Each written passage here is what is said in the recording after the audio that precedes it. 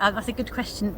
I was actually at a friend's wedding years ago, about 15 years ago, and it was just at the start when British flowers were making a bit of a comeback in the wedding market, and I just thought, I could actually grow all of those flowers in the UK. And at the time I was working in horticulture, therapeutic horticulture, working with people with support needs, and I thought, what a beautifully accessible range of skills, and what a really nice product, which is quite high value. So I started thinking cut flowers would be a really good crop to grow with people with support needs especially, and as it evolved we realised that growing organically was the way to do it anyway. It worked with our philosophy. British cut flowers actually don't need a lot of inputs, so it's just been a journey, hasn't it? A journey. Then Wendy came along. I realised I didn't want to be a florist. I like growing. Wendy's a qualified florist, so we joined up together and created Organic Blooms, and we've done it really slowly. We've done it organically. We've done it in a way where we've had to learn the best varieties to grow. We've had to create a market for ourselves. We've had to bring all of our people with support needs along on our journey with us. So we've done it really slowly and steadily, and the time is right now for a big launch, really. Wow. We thought we were growing organically, didn't we? Oh yeah, of course. We thought we had, before we got certified organic, we thought, we're more or less organic. Yeah. And then we started growing to the standards, and we realised that it's a whole nother ball game. Yeah. It's a very useful set of standards to have actually to work to. It makes you raise your game. It makes you rethink everything that you just do automatically and think, do I really need to do that? How do I increase fertility without grow more every autumn? How do I, it's a much more mindful way of working.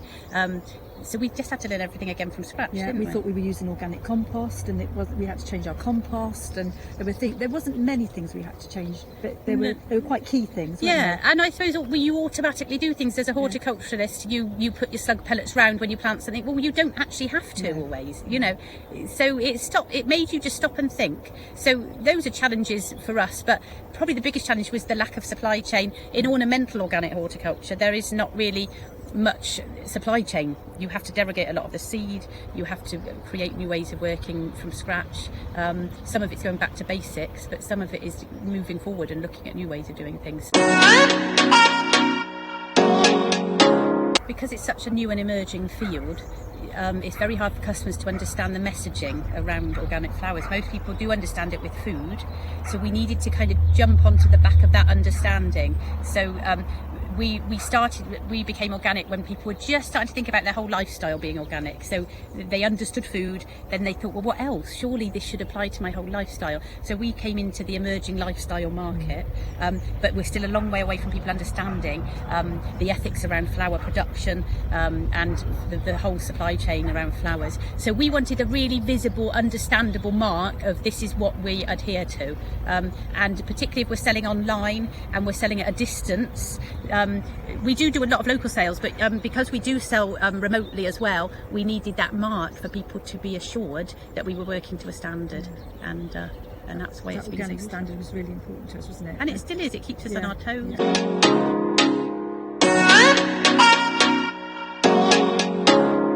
Well, I think there's quite a lot of challenges actually, and I think there's got to be a lot of change within the industry. I think people's, they expect to have things all year round, and actually the seasonality of the flowers is something that needs to change. People have to understand the seasonality of the flowers more. There's a huge movement not using floral foam, which is a single-use plastic. So techniques have to change, and then of course there's the packaging, a whole issue around using cellophane and packaging, boxes, and that's only the peripheral stuff. It's actually the way the flowers are grown. People don't even understand that there are some flowers that are grown with great cost to the environment. So a lot of the flowers grown where there's less regulation. So a lot of flowers are grown in Ecuador, Colombia, Kenya, where they are potentially less regulated. There are some very good farms there, but there's also a lot of bad production where there's a lot of pesticide usage, a lot of fungicides usage, and there's a lot of pollution of watercourses, plus staff conditions are poor and wages, and so there's a long way to go in the floristry industry to getting people to even understand the issues and then have choice over what they buy, and we're years behind the food industry in that.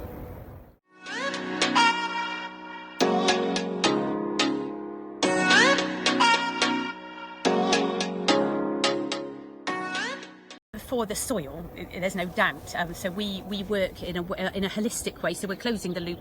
We're all about closing the loop. When you sell products, you can't be fully closed, but we operate holistically. So we're looking at not cultivating, not over cultivating. We're looking at using a lot of perennial crops. We're looking at having cover all the time. We're looking at using green manures where we can. We're looking at soil fertility, soil microbial life, and we're looking at not stripping nutrients. Luckily, we choose British flowers are so amazing that you can grow them with very little input. You can choose species that are kind of meadow and prairie varieties, and they lend themselves to organic growing. So it's all about matching your crop actually as well.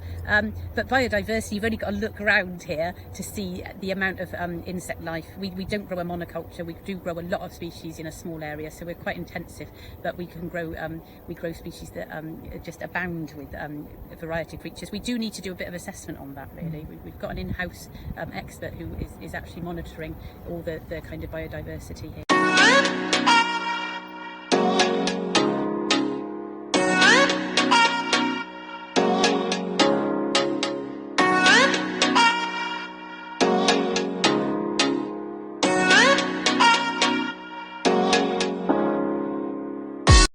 Well, I think there's a lot of people out there claiming to do things that they're not. It's quite a big bugbear of ours, to be honest. I mean, I think so. I mean, obviously, social media, it's all out there for people to read, and I think I'm really pleased to hear that statistic that 49% of people are aware of greenwashing. I think that's really encouraging, because it's worse if it's subtle and people don't understand it. Within the floristry industry, I think that people think that if they use brown paper, if they swap from cellophane to brown paper to wrap their flowers, then they are an eco-florist, which we feel is only touching the tip of the iceberg. Well done for doing that, but that is not what it's all about. It's about much deeper issues than that. It's yes, packaging is definitely something that needs to be thought about carefully, but to be an eco-florist, you need to be looking at how your flowers are grown. You need to be looking at the flowers themselves, the carbon footprint of them. We can truly say that everything we sell, we grow ourselves here. You know, that's transparent and we can measure it. I think there are some people who say we endeavour to. We try and buy as many flowers as we can from the UK, but there aren't many, you know, and that's not good enough. And I think what it is, the consumer has to question them, and that's the only way it's going to change. Because what does endeavour to mean? You know, I want to know how many tell you me, do. you know, the customer has to say why. So tell me why you're a sustainable business, or you're an eco-florist. We question all our supply chain. Yeah. We ask them for all their credentials, and we dig into that. And I think the modern consumer is doing that, which is great. I think they need to look at what would really be in season.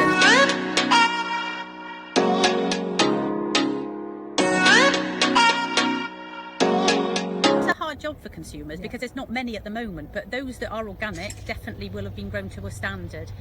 If you can't find organic, there are fair trade flowers coming in from abroad, but it's a balancing act. Do you get fair trade but there's air miles? So it's comparing all these standards is hard. Local flowers are always going to be good. So there are a lot. There is a website, Flowers from the Farm, which will tell you where your local flower farm is. That will help with provenance and traceability and things like that. And then it's hard to think about when you want, you know, we have brides contacting us saying, I'm getting married in January, I've seen your website, I love your flowers, can you do our flowers? And actually no, we can't, because we don't have those flowers in January. So for those people, it's about making decisions about when they might have events so that it fits in with things, or have potted plants for those events. Think a bit differently. Think about it, isn't the UK organic flower season is at the most 8-9 months, but you can have things, foliage, berries, potted plants, dried flowers, so there are things you can have at other times of year. But question seasonality. If you've got a wrap of coloured flowers that have been dyed, I would say that's probably not good. That's going to be one end of the spectrum. You can get dyed flowers nowadays, or bleached. And I think people are starting to recognise what a British range of flowers is, and I think you cannot guarantee that they are pesticide free unless they're organic, but if they're local, they will more likely be more sustainable and have a lower carbon footprint.